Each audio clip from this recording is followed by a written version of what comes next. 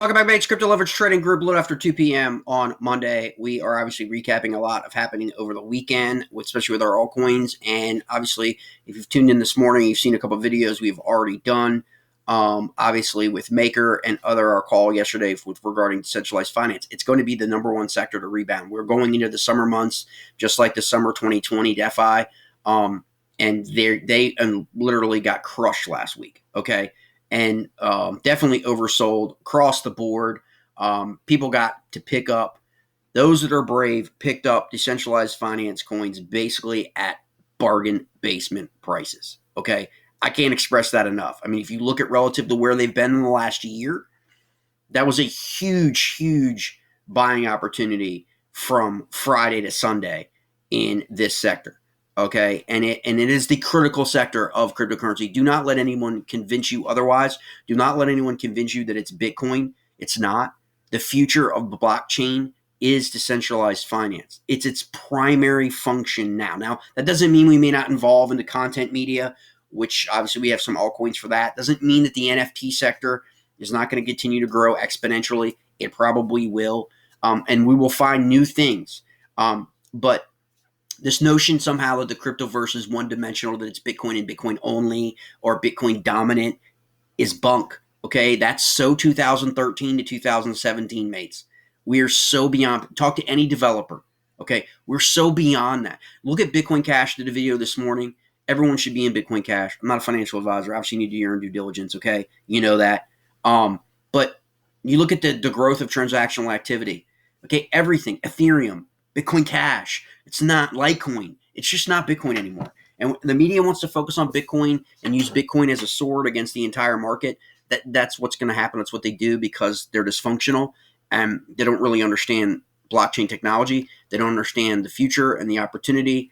Just like the internet, they were a year late to the internet boom. Okay, and by that time, people made millions. Okay, and so that's what you have to look at it in terms of these opportunities. Yearn Finance obviously is one that is very adopted in terms of decentralized finance by institutions, by whales, especially on the blockchain. It's been trading higher for the better part of 6 months than Bitcoin anyway.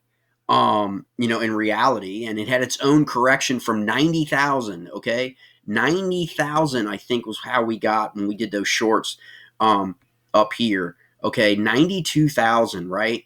All right, and now we're back down. We're now at 45,000, okay? But we got as low as in the 20s, right? And that's what we looked at. Like, why were people buying it at 85, 90,000? Okay? They were buying it up here. I mean, this is what you have to look at, in all honesty, is people were buying up here. Why?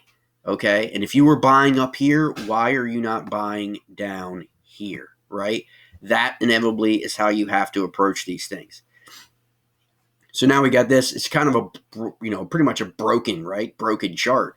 But you've got these 4-hour candles now. 1, 2, 3, 4, 5, 6. Okay, so for the last day, you've been in the green in Yearn Finance. So you've got a short term right here, resistance level, if you wouldn't even want to call it that, at this point at 53. Okay.